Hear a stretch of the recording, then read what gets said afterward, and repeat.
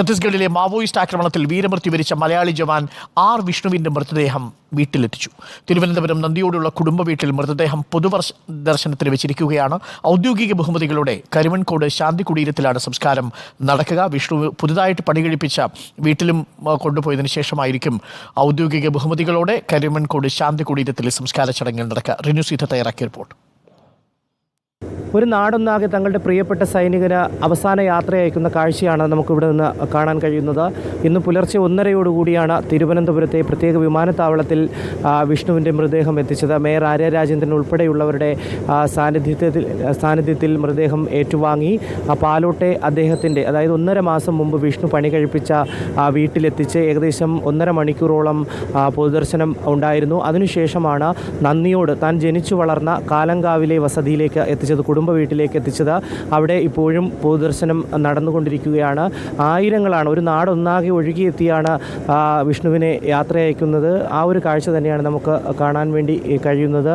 നമുക്കറിയാം, കഴിഞ്ഞ ദിവസം ഞായറാഴ്ച വൈകുന്നേരത്തോടു കൂടിയാണ്, 3 മണിയോടുകൂടിയാണ് ഛത്തീസ്ഗഡിലെ സുഗ്മ എന്ന് പറയുന്ന വില്ലേജിൽ വെച്ച് മാവോയിസ്റ്റുകൾ കുഴിച്ചിട്ടിരുന്ന ബോംബിൽ പൊട്ടിത്തെറിച്ച് അദ്ദേഹം മരണപ്പെടുന്നത്. കുഴിബോംബ് സ്ഫോടനത്തിൽ വിഷ്ണു ഓടിച്ചിരുന്ന ട്രക്ക് പൊട്ടിത്തെറിക്കുകയായിരുന്നു എന്നുള്ളതാണ് ഔദ്യോഗികമായി കുടുംബത്തിനും പോലീസിനും ലഭിച്ച ഒരു വിവരം.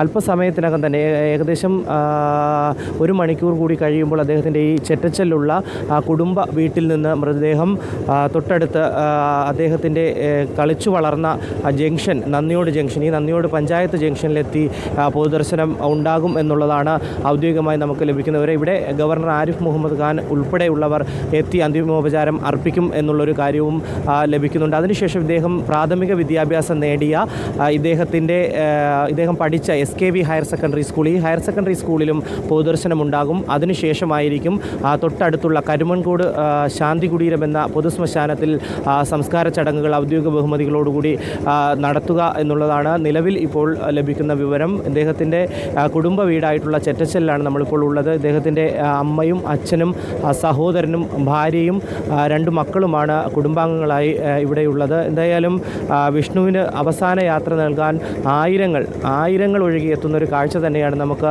ഈ ചെറ്റച്ചലിൽ നിന്ന് കാണാൻ കഴിയുന്നത്. വളരെ വേദനിപ്പിക്കുന്നതാണ് ആ വാർത്ത.